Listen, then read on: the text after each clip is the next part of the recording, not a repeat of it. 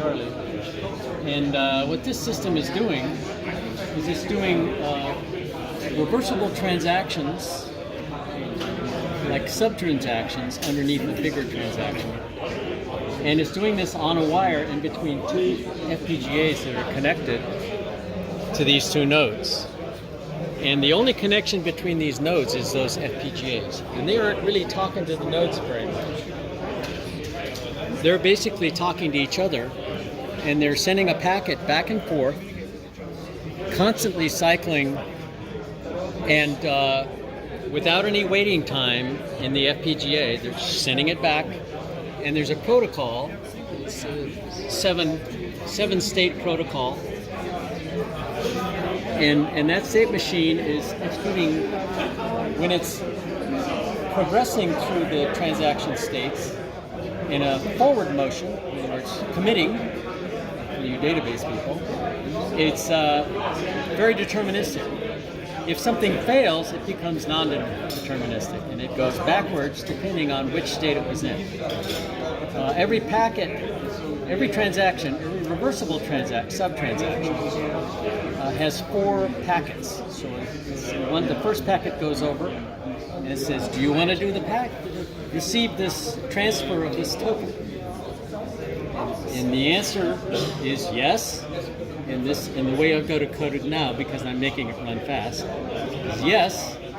And then the next packet goes over with a token in it, transfers it. Think of it as a conserved quantity, like some sort of financial thing. And then the answer coming back from the other side is I've got it, and you can empty the garbage can that you put the token in when you handed it to me. So now there's only one copy. It's atomic, and the idea is the reverse protocol, which kicks in if the link fails or if something else fails, takes it back to the original state of where the token was in a guaranteed way. And that is executing across these two FPGAs at a very high speed, because it's basically not involving the computers on either side. It's just moving these tokens back and forth and making progress and counting up this count for the reversible transactions, which is going up, as you can see, at warp speed. And there's basically the packet rate is like 4.5 million packets a second, which is pretty good on one link. And that's because the latency for a given packet go from one FPGA and get processed in the other and replied back is 220 or so nanoseconds. And this is what drives the speed of this thing, right? Because there's no computers involved.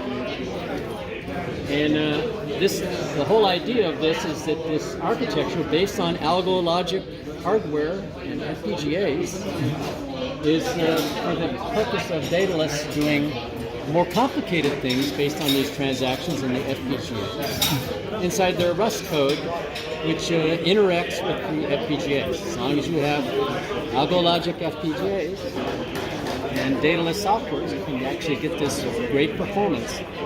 And the idea is there's very little latency involved, no tail latency at all. And so, because FPGAs